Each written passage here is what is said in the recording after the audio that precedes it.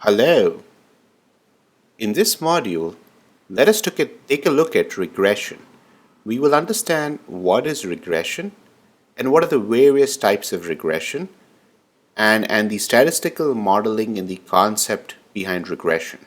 And this entire module will cover the various aspects, uses, and applications of regression. Let us start by looking at how Wikipedia defines regression.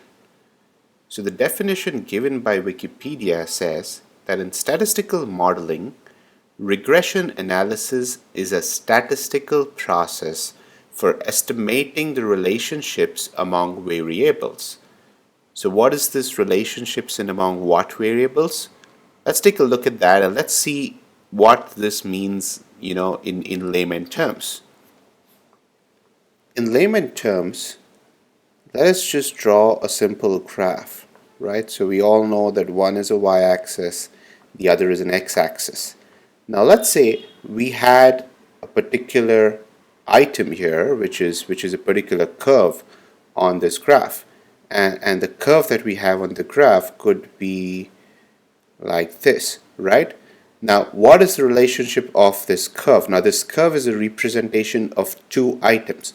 First item it represents as x, second item it represents as y, but it is not just representing x and y, it is actually representing a relationship between x and y. So it is saying as x moves along the x-axis, how y moves along the y-axis. This is what this particular red line tells us.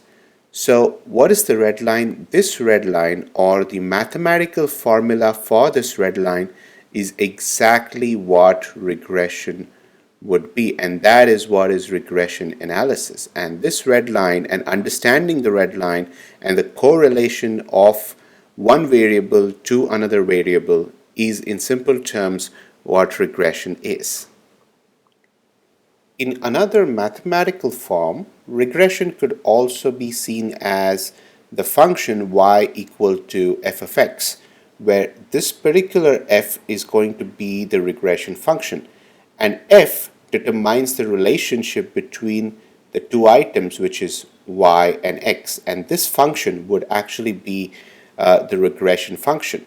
And regression analysis would be the process or actual discovering of this function f, which is going to determine how y relates to x or x relates to y. So what is regression analysis actually used for? Right? We saw what regression is, we saw what regression analysis is, and so what is it used for? I think it's pretty obvious that it is used to find the relationship of one or more independent variables with the dependent variables, right? So let's look at it a little more in detail to fully understand what are the uses of regression analysis, right? So for starters, regression analysis can give us two significant items, right? It can help us recognize the significant relationship between two items and the strength of impact of one variable on a dependent variable. So let's say that you want to estimate growth in sales of a company based on current economic conditions. Now you have the recent company data which indicates that the growth in sales is, say, around 2.5 times the growth in the economy, right? Now using this insight, we can actually predict future sales of the company based on current and past information. Correct? Now subsequently, regression analysis can tell us these two things. It can tell us, it indicates the significant relationships between dependent variables and independent variables, right? And at the same time, it indicates the strength of impact of multiple independent variables on a single dependent variable. So going further, regression analysis is also widely used for predicting and forecasting purposes, right? So you can do predictive analysis and forecasting of items based on regression analysis, and it is widely used for these requirements. But it's important to understand what is the difference between predictive modeling and regression, right? So regression analysis is more like a curve fitting technique, right? So we're finding the relationship of these independent variables with a dependent variable. So we're kind of trying to infer the curve. Now, as long as we simply infer the curve, it is going to be regression analysis. If we project the curve beyond actual data points, right? So if we take the curve either forward on the x-axis or backwards on the x-axis or y-axis, it doesn't matter.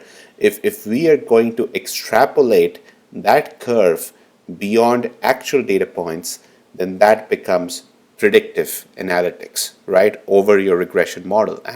And modeling the system to do predictive modeling that is based on extrapolation of the curve, you're estimating that the future values will follow the same relationship as actual values that you've got, would become predictive modeling. Then moving further, regression analysis can also be used to understand which of the independent variables are actually related to a dependent variable. That is, let's say you have like 5 or 6 independent variables and you're trying to get the relationship of these 5 or 6 variables with a dependent variable, then regression analysis, can help you understand actually which of these 5 variables actually influences the dependent variable, right? So all 5 may have no impact. So you may know that a minimum value of variable 1 or a maximum value of variable 1 has absolutely no impact or very little impact on the actual output on the dependent variable, right? So this, in a general sense, can help you filter out your data in more complex scenarios to understand the crucial items that are making differences, let's say to your sales, right? Or let's say to your customer acquisition, it's making, so what are the items that are making that actual difference? And it can help you remove the items that don't make a difference, so that if there are certain campaigns and ad campaigns that you're running and you're incurring a cost in running those campaigns, regression analysis can tell you that there may be few campaigns that have not contributed at all to your sales growth and they have been not effective at all, so you might not want to continue running those campaigns, right? So it can be used for such items. Then moving further, it can also be used to infer causal relationships, right? So in a restricted circumstance, regression analysis could actually be used to infer causal relationships between independent and dependent variables. So if you take a particular scenario with a particular restriction, and let's say you have many variables, but you give you kind of put a constant value to all the variables except one variable, right? So you take degree of motion as only one variable, so you change only one variable of the multiple independent variables that you're analyzing, and that can allow you to understand what is the relationship of that one independent variable to your actual dependent variable, right? So how did that particular variable influence your actual item that you're measuring, right? So in case of the sales example, let's say you may have a Facebook ad campaign, a LinkedIn ad campaign, and a Twitter ad campaign, right? So let's say you make LinkedIn and Twitter ad budgets exactly the same and constant throughout, and then you vary the Facebook ad budgets. It could tell you what is the relationship of this Facebook ad budget to your actual sales, right? Or to your actual customer acquisition. Because customer acquisition is an absolute number, and then you're going to have to figure out how many of those customers came from Facebook, how many came from Twitter, how many came from LinkedIn, right? So if you keep multiple items, two of the items constant, and you vary a single item, it can actually help you understand a causal relationship between one of those independent variables with your dependent variable. So these are the various ways in which regression analysis could actually be useful and be used in business scenarios. Now, here is a reality that is important to understand. It is extremely important to understand that correlation does not equal causation, right? So just because we found 2 items to be correlated to each other, it does not mean that the first item occurred because of the occurrence of the other item. So it does not set up a a causal relationship, that is, a causation is not obvious, or it does not imply causation because we found a correlation between multiple items.